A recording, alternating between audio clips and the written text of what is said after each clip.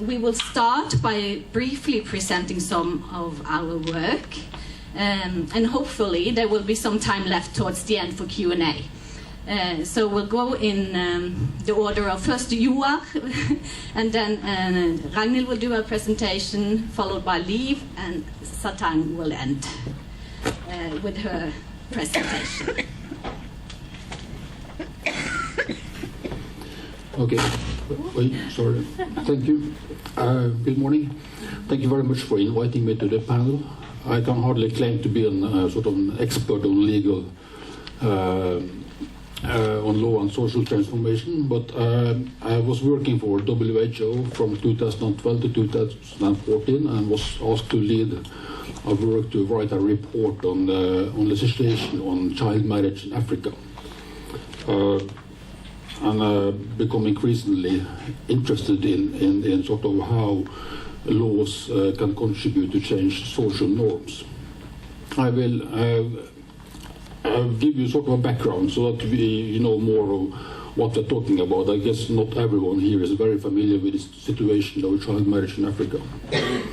First, 8 of the 10 countries with the highest rates of child marriage are found in sub-Saharan Africa. The data we have on this are basically coming from the Demographic and Health Service. West Africa has some of the highest rates of child marriage in the world. More than half of women born in the most recent cohort in South Africa were married before age 18 in 4 out of the 12 countries in this region. And in Burkina Faso, Guinea, Mali, and Niger, more than half were married before 18. And more than 20% of girls born between 1990 and 1994 were married before age 15 in Mali, Niger, and Guinea. The prevalence of child marriage drops below 25% in only 2 countries in West Africa, and that is Ghana and Togo. Child marriage is relatively less common in East Africa, where Malawi was the only country where more than half of the women were reported being married before 18. And for example, in Rwanda, fewer than 10% of girls were married as children. Data from Central and Southern African countries are sparse, but prevalence estimates vary dramatically from 67% in Chad to 7% in Namibia. In North Africa, the rates varies from 17% in Egypt to between 2 and 3% in Tunisia and Algeria. Trends in child marriage show a slow decline both globally and at the regional level in Africa, but the decline has been very slow. However, due to population growth, the total number of child brides continues to increase in many countries. The decreases in the prevalence of child marriage have been concentrated among girls aged 15 to 17 years. More than half of the countries showed no significant progress toward reducing the prevalence of marriage among girls younger than 15. This lack of progress indicates resistance to delaying marriage among the youngest and the most vulnerable girls. A few words about the causes and drivers. Poverty is seen as the major factor underpinning early marriage, as an impoverished family may regard a young girl as an economic burden. Securing the girl's marriage therefore enables the family to transfer the responsibility of caring for her to others. Furthermore, it has been a tradition in many African countries that the family may receive a sum of money or goods as a bride price for the daughter. Tradition is of course an important factor. Early marriage also occurs because of the value placed on a girl's virginity in traditional societies and the perceived need to protect girls from sexual exposure. A girl who is not married by late adolescence can be regarded as a disgrace, and her father is considered as a failure. In areas with violent conflicts, girls may be forced to marry soldiers, or the families finds them a husband as a way of protecting the girls. This is also now, for example, reported from Syria. Conflicts and crisis also leads to economic difficulties, leading families to marry away girls for economic reasons. At the same time as poverty is one of the main drivers of the practice has a high price for the individual and the society and for the nations where it is common. The poor are likely to suffer more from some of the negative impacts of child marriage than the better off, due to various constraints they face, such as barriers in access to health and education services. So, some words about the legal status. Increasing awareness of the negative impacts of child marriage has led the practice to be prohibited by law in many countries. A few words about the international treaties and convention that we heard about before. CEDAW, adopted in 1975, categorically states that the betrothal and the marriage of a child shall have no legal effect. CEDAW is actually the only global instrument that expressly forbids child marriage. However, the problem is that the convention does not define a child, and as a result, it is unclear which marriages are actually forbidden. The Convention on the Rights of the Child, adopted in 1989, defines a child as a person below the age of 18, unless the law applicable to the child majority is attained earlier. In practice, this means that countries that are free to decide when a child becomes an adult, and some countries that have defined a girl that is 15 or 16 years old as an adult. And even there are legislations that say that a girl becomes adult when she marries, even if she's only 10 or 11. The Committee on the Rights of the Child, which monitors the implementation of the Convention, strongly recommends that state parties review and, where necessary, reform the legislation and practice to increase the minimum age for marriage with and without parental consent to 18 years for both boys and girls. CRC allows states to have their own definition, as I said, of when a person is adult.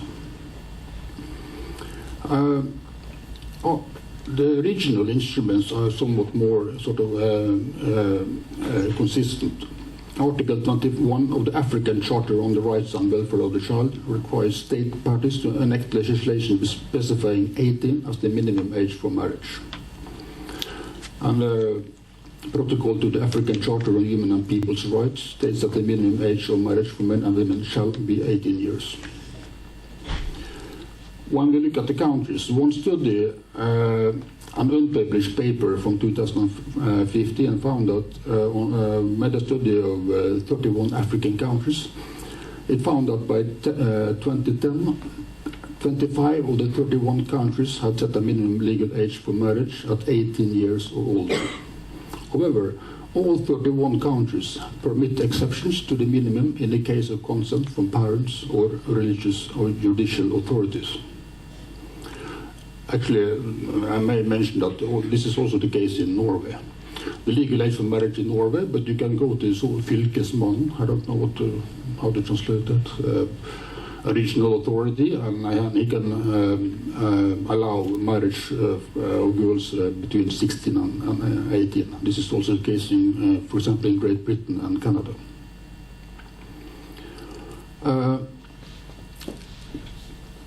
But many African jurisdictions contravenes the African charters. Chad and Sudan have not specified a minimum age for marriage and allow very young children to marry. In addition, girls are permitted to marry at the age of 14 in Madagascar. Can you hear me now? Yeah. In Madagascar and Mozambique. In other countries, they can marry at the age of 12. And in a number of states, civil laws exist alongside personal laws which enable young people to be married at a far earlier age than 18. For example, Muslims do not have to comply with the legislation as they are subject to Sharia law, which contains no minimum age for marriage. And globally, over 100 countries allow for earlier marriages when parental permissions are considered. In terms of criminalization of child marriage, 3 different types of approaches exist in Africa. We have countries that criminalize the practice. We have countries that ban or invalidate marriages below the minimum age, and we have countries that prescribe a minimum age of marriage without criminalizing or banning the practice. This is sort of creates a very ambiguous situation. The study we did when I was in WHO found that only 8 countries can be said to have a consistent legal framework that combines criminalizing marriage before the age of 18, providing for no exceptions upon parental consent or court's authorization, and providing for sanctions against people breaking the law. So only 8 countries in Africa. However, 6 out of these 8 countries have rather high rates of child marriage. For example, we have the Central African Republic with 68%, and Kenya with 26%, and Nigeria with 43% prevalence. There is very little evidence of systematic implementation of the laws, and we have very few reports about prosecution and people being convicted. This stands in some contrast to legislation prohibiting female genital mutilation, which has, at least in some countries, have been enforced.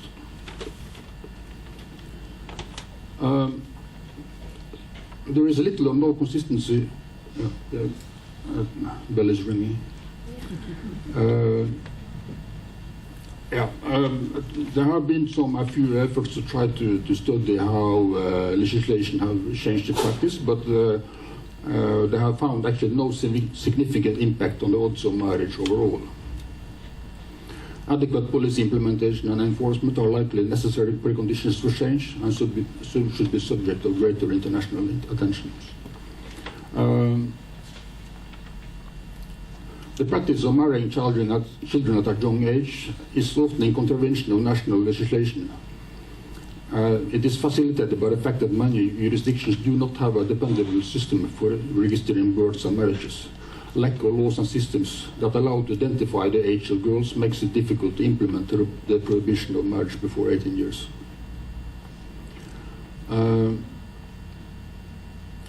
The enactment of national legislation is significant, as such laws signal the importance of the issue, and it gives activists legitimacy.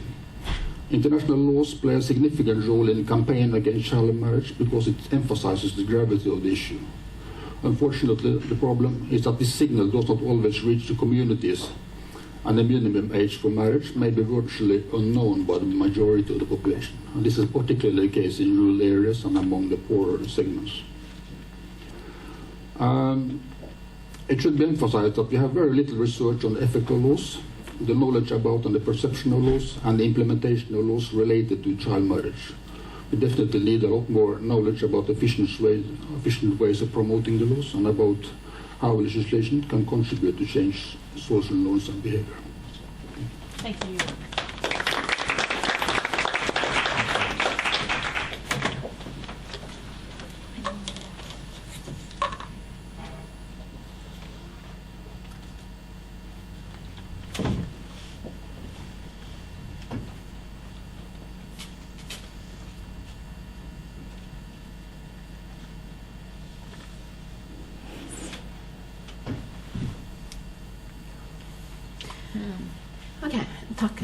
Sorry, I'm starting to speak Norwegian. Okay, so we've heard some of the backgrounds on why there has been this move to end child marriages in Africa and elsewhere. And we've heard earlier today that legislation obviously matters. But we also know that, of course, legislation is just one step. It is necessary to actually have legislation, for instance, to set a minimum age at, for instance, 18 in order to curb the child marriages. But it's also necessary to make sure that there are processes and also that there is continued reform in order to curb the practice in the society in general. So what we have seen in some countries in at least Southern Africa is the tendency of both international actors and also governments to team and partner with traditional authorities for these traditional authorities to make sure that legislation is implemented, but not only that, but also to gain support and awareness and knowledge about the new law reforms that has taken place. In Malawi, is a country where the prevalence of child marriage is 43% among women was actually a marriage before the age of 18. And they have at least taken steps and made some legislation that is aimed to end, child marriage. So we've been doing this study as a part of the engineering gender equality project, where we have done an experiment, a survey experiment. Let me see. Okay. Where we wanted to look into how effective are traditional authorities as advocates for change when it comes to child marriage. So we've done this survey experiment, and we also, so what we did was that we created one control group that just got a neutral message saying that, you know, there is this reform that is supposed to end to set and to end child marriage. Do you support? You should use the other. I think I should use the other. Okay, sorry.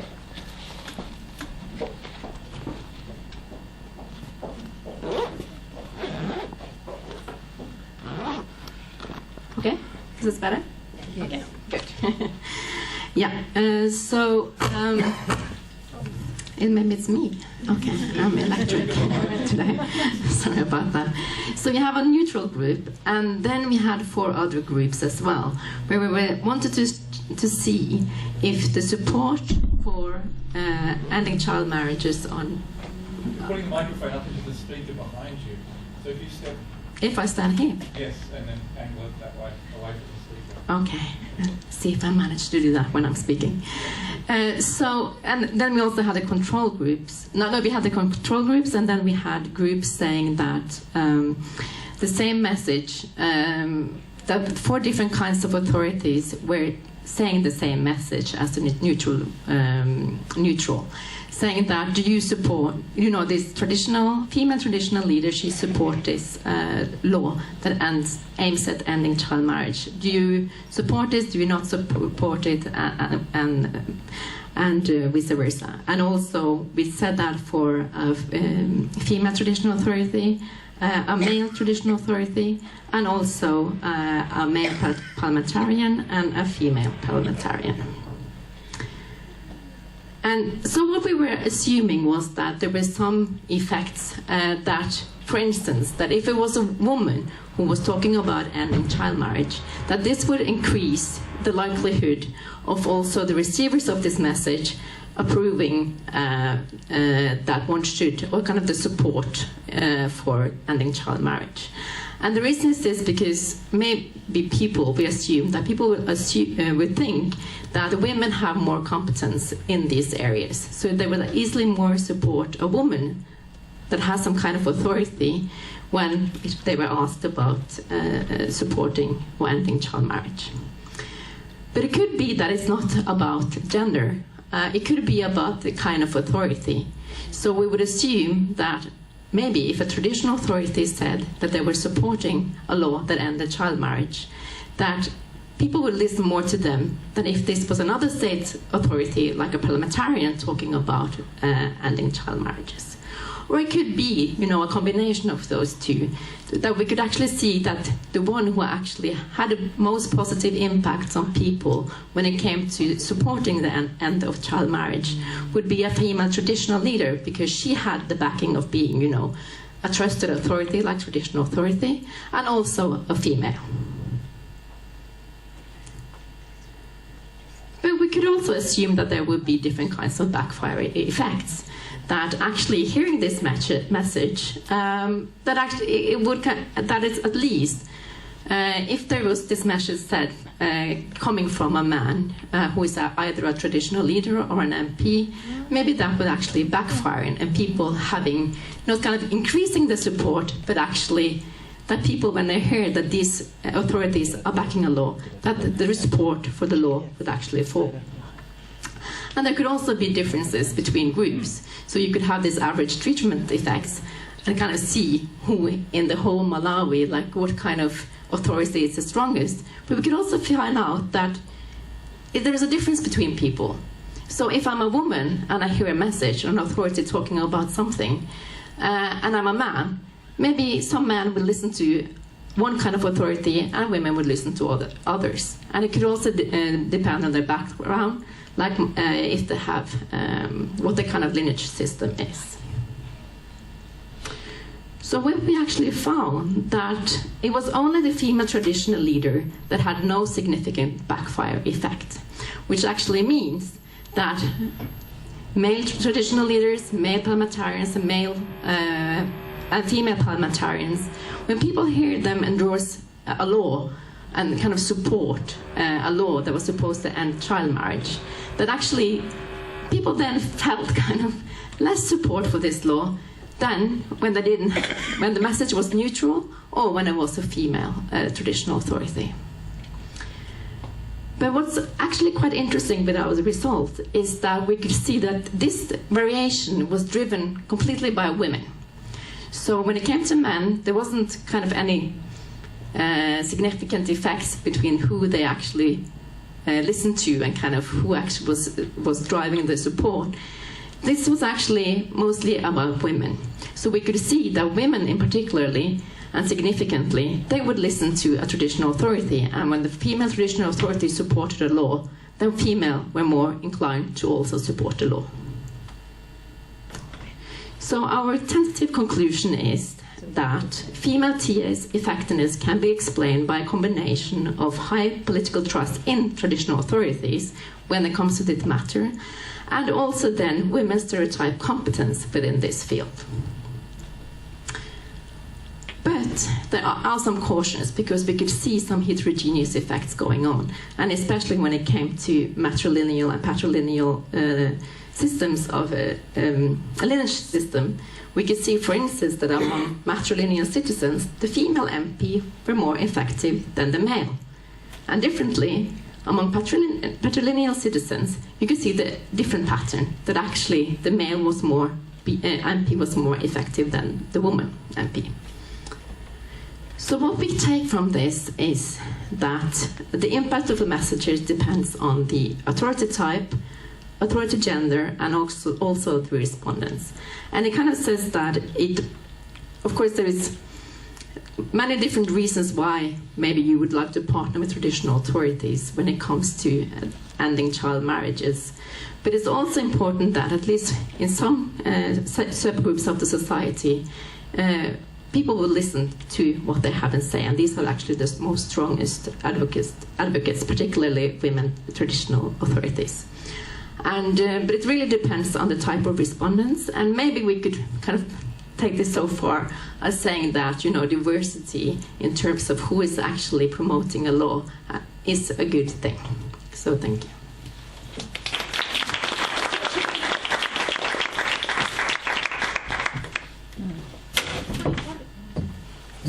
Falling.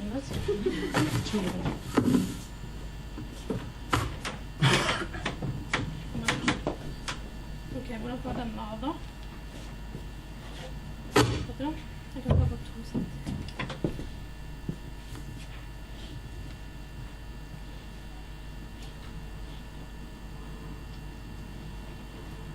We should probably explain why Ragnhild just walked out of the room because she is part of a hiring committee at the university. So she has an interview and a trial lecture. Okay, so I'm presenting findings from a paper on counter-mobilization against child marriage. Okay. I'm sorry for this. I'm very sorry for the sound system. It's brand new, and they're coming to adjust it this afternoon. So this is the first time it's used, and it's just not gotten used to us yet. Try again. So I'm presenting findings from a paper on counter-mobilization against child marriage reform in Africa. And I've co-authored it with Vibeke and Ragnhild, who just walked out on us. It's also part of the Engineering Gender Equality Project, but I'm not very good at posting it in the PowerPoint. So as we all know, What? Just step 2 feet this way. Yeah, but then I don't miss it. No. Maybe just take with you with it, because otherwise you're speaking, you're putting the microphone into that speaker. That's the interruption. So it's feedback that's happening. Sorry. Okay.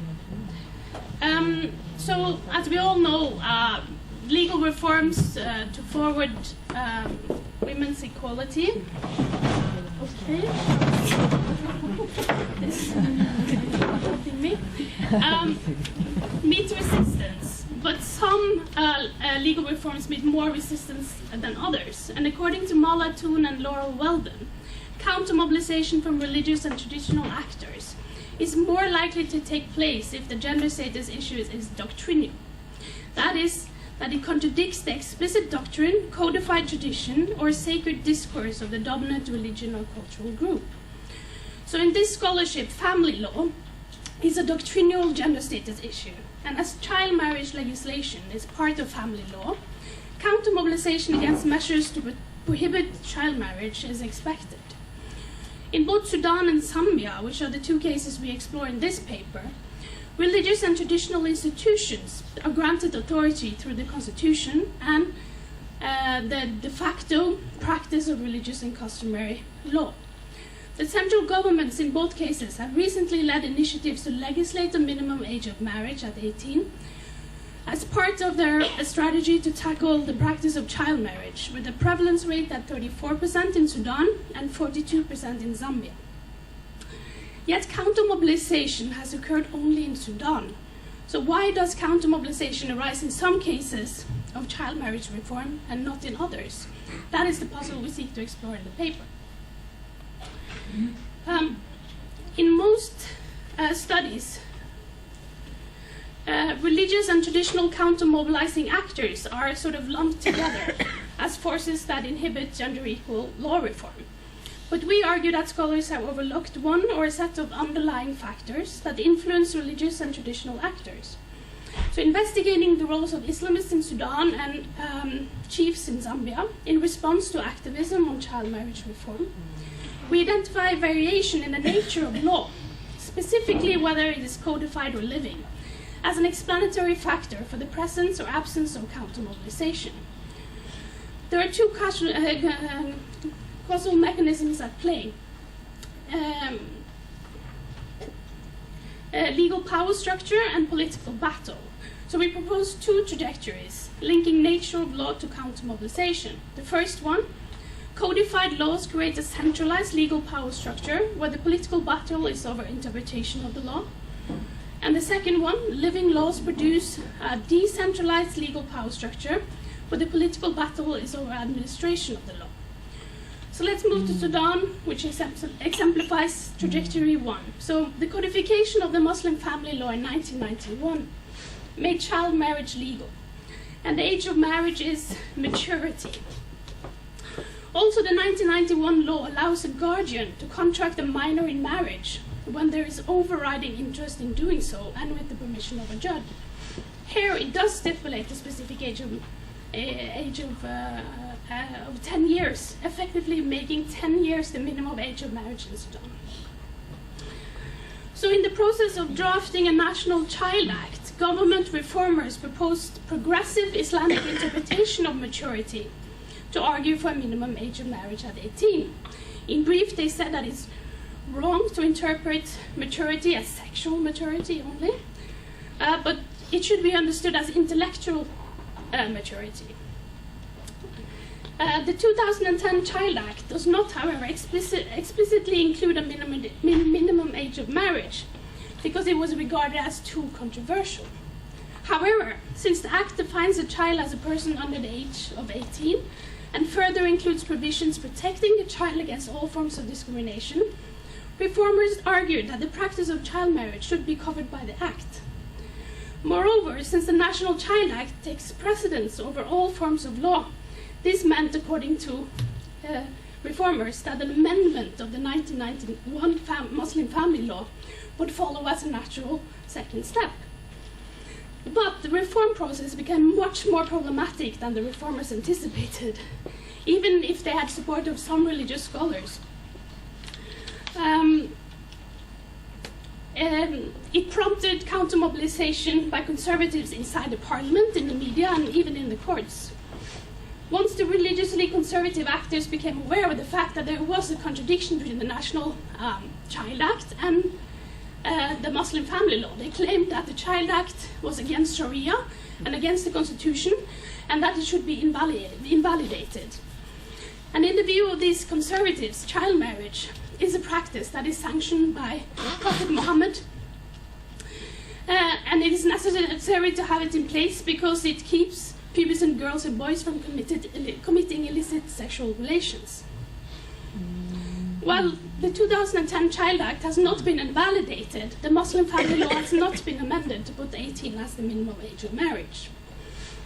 And while reformers inside the government met counter-mobilization by conservative religious actors saying that this proposal is too radical, they also met criticism from the women's movement saying that it's not radical enough, because just raising the minimum age of marriage would have make no difference at all, as long as a male guardian can contract a marriage of a minor with the permission of the judge.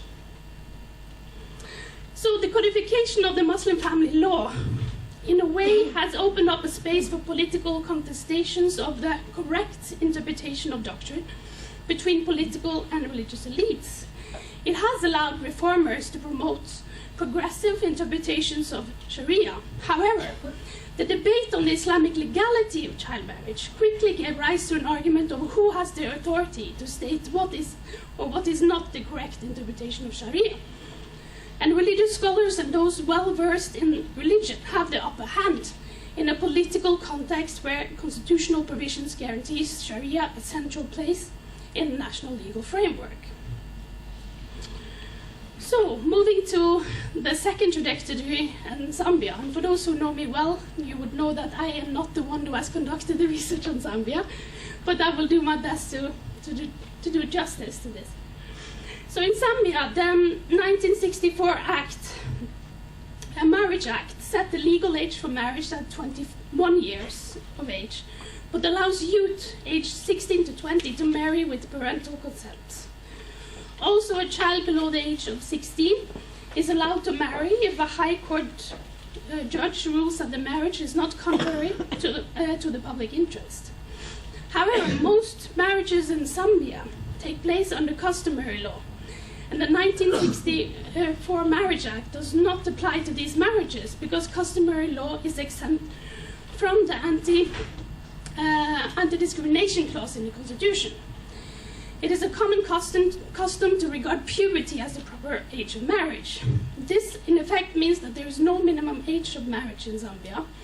And also, unlike in Sudan, the Zambian family law is not codified but exists as a living law. The government's campaign against child marriage has been two-pronged. They have identified law reform of the Marriage Act of 1964 and the 1966 Constitution as a priority area to ensure legal protection from the practice. And simultaneously, they have launched a nationwide sensitization campaign targeting traditional leaders as well as the public. A key part of both the legal reform and the sensitization efforts is to engage traditional chiefs as agents of change. So in Zambia, the national elite is relatively open to reform on child marriage, even if it is a doctrinal gender status issue. There are two principal reasons for this. The first, traditional leaders who potentially use their authority to politically oppose the center are not supposed to officially engage in politics under the Chiefs Act of 1965. What is at stake in the political battle for chiefs is not the power to push or oppose reforms at the National Center, but their continued administration of both judicial and cultural practices in local communities. Second, another feature of the decentralized power structure in Zambia is that those who primarily reside over domestic disputes in customary courts are situated at the village level, at the bottom of the chiefdom hierarchy. As long as customary law remains a living law, reform of statutory law is not sufficient. Since village headmen enforce a living law, there is no guarantee that statutory law will take precedence in practice. Consequently, even if there is consensus on the law reform nationally, it might take years for this to have an impact on local practices. In conclusion, so in the Sudanese case, the potential counter-mobilizers are strong at the center. The codification of the Muslim family law in 1991 has fractionalized the political and religious elite over the correct interpretation of Sharia. The potential counter-mobilizers in Zambia, by contrast, are on the peripheries, allowing for a consensus at the national level in cases where government actors wholeheartedly push for reform. Also, the political battle is over the administration of law rather than its interpretation. So whether a family law is codified or not, we propose, is one likely predictor of whether counter-mobilization does or does not occur against child marriage reform.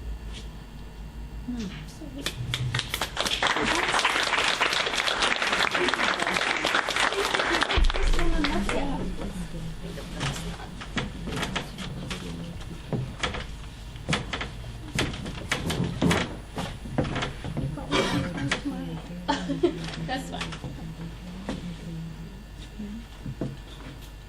Hi everyone. My name is Satang, and I don't have a PowerPoint, but since I'm a very short person, I usually like standing and sitting, so that's the reason why.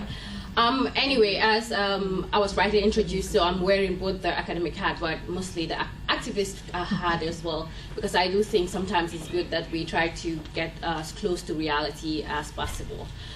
So I will try to very briefly look at the challenges in terms of child marriage reform in Africa within the context of the Gambia, but also within the wider and the broader context of Africa, informed by a study done by the then gender unit, now the Women's Rights Unit of the Center for Human Rights at the University of Pretoria.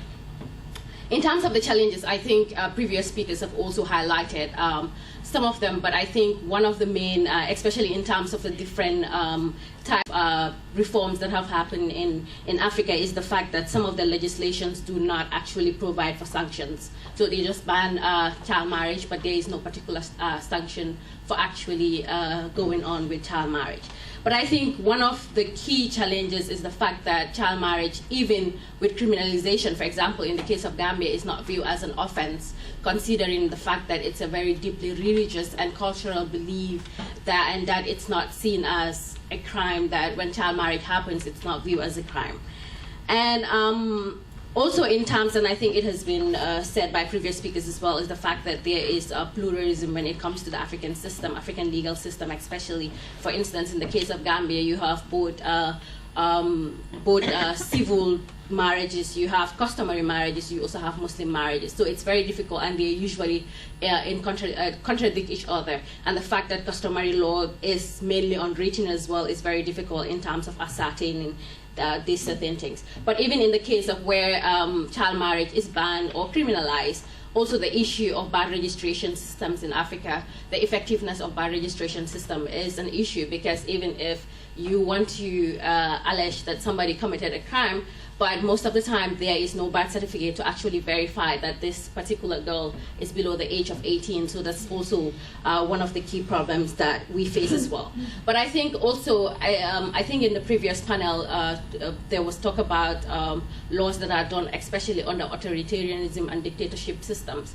And I think Gambia is unique in the fact that until December 2016, we were under a dictatorship for 22 years. So one of the key backlash that we've seen from both the criminalization of female genital mutilation and the criminalization of child marriage in the Gambia is that communities are resisting it. So what happened is in 2015 and 2016, when these laws were enacted, there wasn't really any consultation done with communities, and therefore communities do not feel ownership of these laws. And the fact that we were able to kick out the dictator in December of 2016, people now feel like the laws that he enacted during that period are not in effect. So advocates are like going back to zero and trying to ensure that awareness is raised about the fact that even though a bad person enacted these laws, that the laws are still in effect, and that's an issue.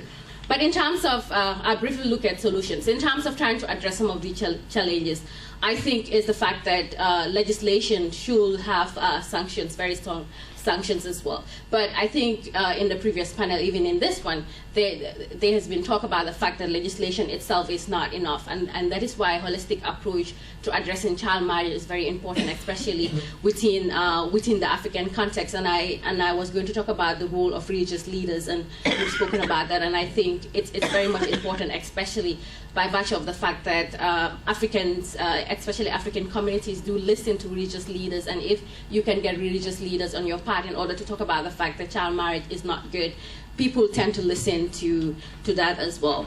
And also the issue of the mechanism to report as well as the shelters. Last night when we were having that amazing dinner at Sirius Place, I had a discussion with colleagues from both Kenya and India about the fact that when girls run away, there is not enough protection to ensure that they do not go back to their families, or they have the mechanism and the protection to go ahead with their education and with other things as well.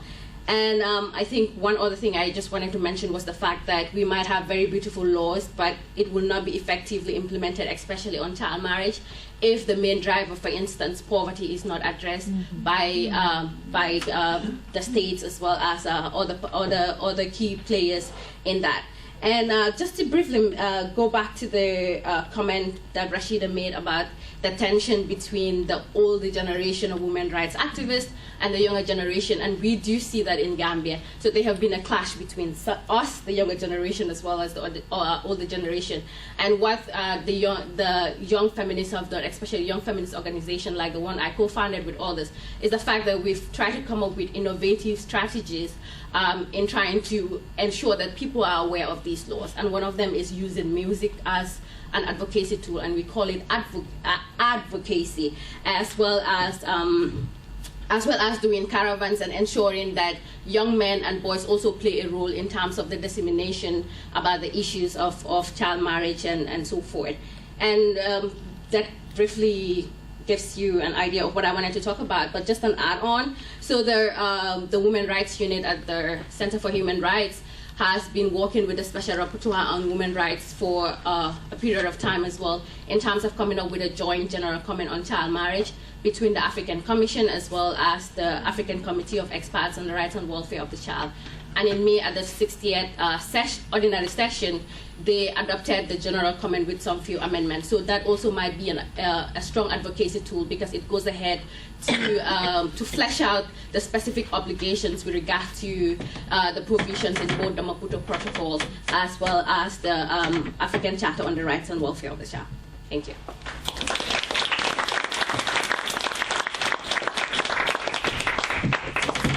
Thank you so much to all the presenters. So Siri has kindly allowed us 5 minutes extra.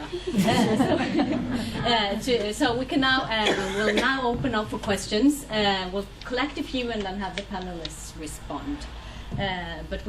Yes. I think I'm loud enough.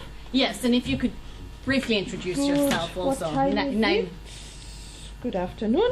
My name is Svanemyr Tabitha Griffith. I'm from Nairobi, Kenya. My question is generally to anyone in the panel, in terms of, from the research that you have done, what do you think we can be able to do for purposes of reintegrating runaway brides into the community?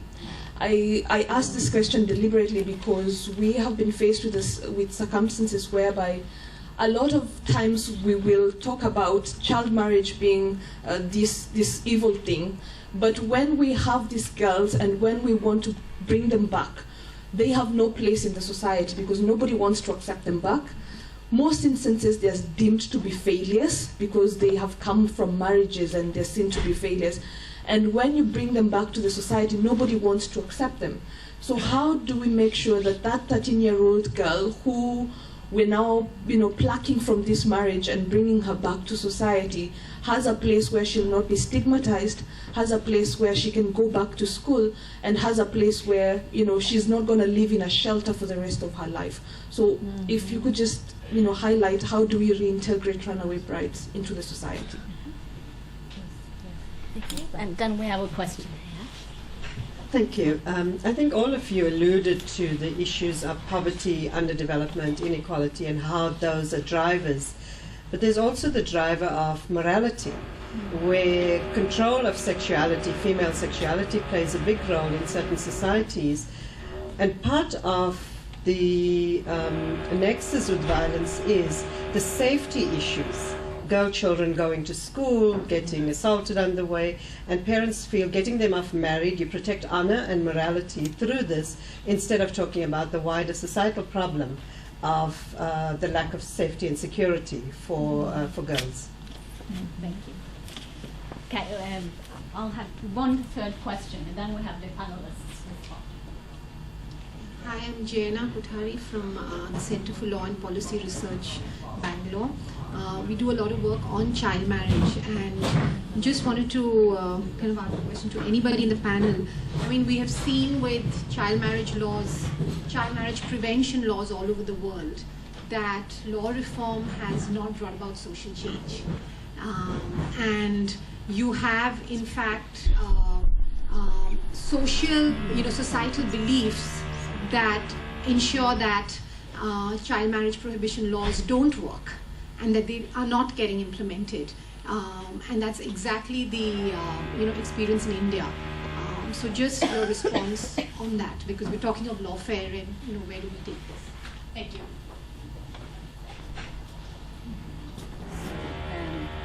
Where should we start? Joar, would you like to start? Yeah. Okay, thank you for your questions.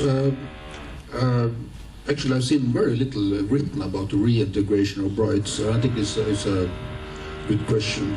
Perhaps there are others in the audience who could say something about that. But clearly, it is a problem, I think, in almost all societies where it is common, because it is a shame both for her mother and father, and it's a shame for the family she's moving to. And I think in many cases I've been looking at the UNICEF and UNFPA programs in some countries, and I think there's a tendency to take them to shelters in the big cities, and so they are really taken away from their families, and how to bring them back into small villages. It is definitely a challenge and something to address. But I think that the solution is probably to create better understanding at the village level of the importance of preventing child marriage, and that will also make it easier to reintegrate them if you have understanding that this is harmful and not acceptable.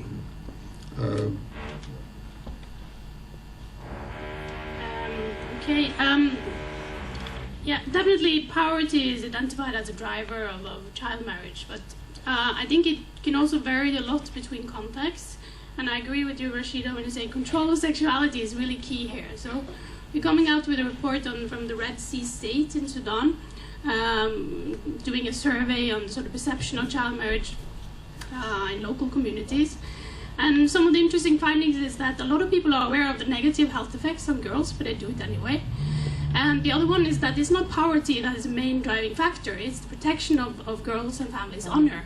And this sort of fear that girls would go out and be promiscuous and have sex with everyone unless you sort of tie them down in sort of a marriage contract at an early age.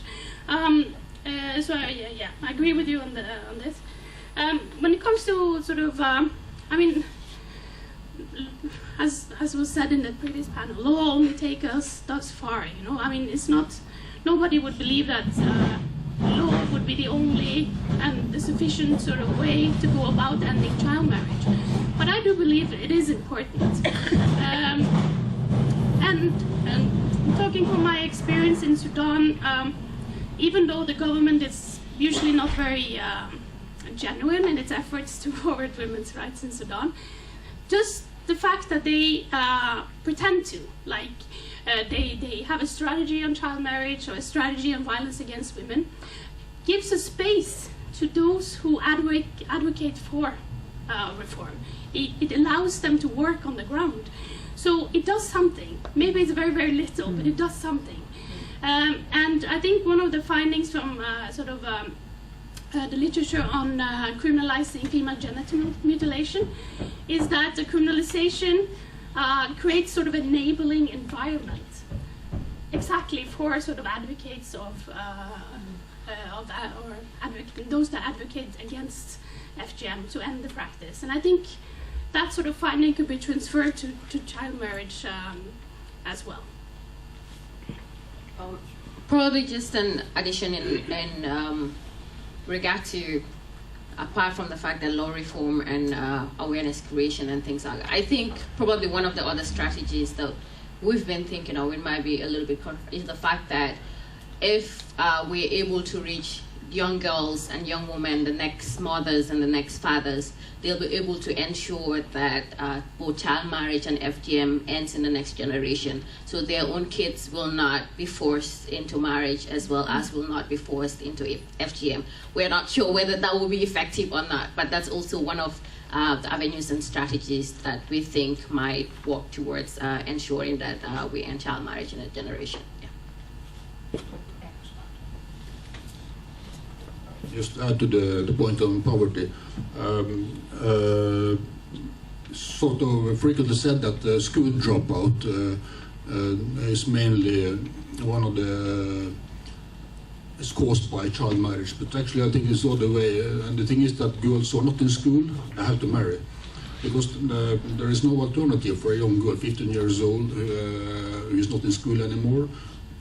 She is a burden to her family, and there's no work, so she has to marry to sort of to lighten that burden. I think where there is growing acceptance for the idea that the child marriage is harmful, I think it's increasingly becoming an issue of poverty, because the poorest girls that don't have, the families don't have the money to send them to school, and then leave the poorest girls more vulnerable than those who are in families where they can afford to send them to school. Thank you so much. So I think we'll have to end there, so you all get the chance to enjoy your lunch. But thanks for listening in.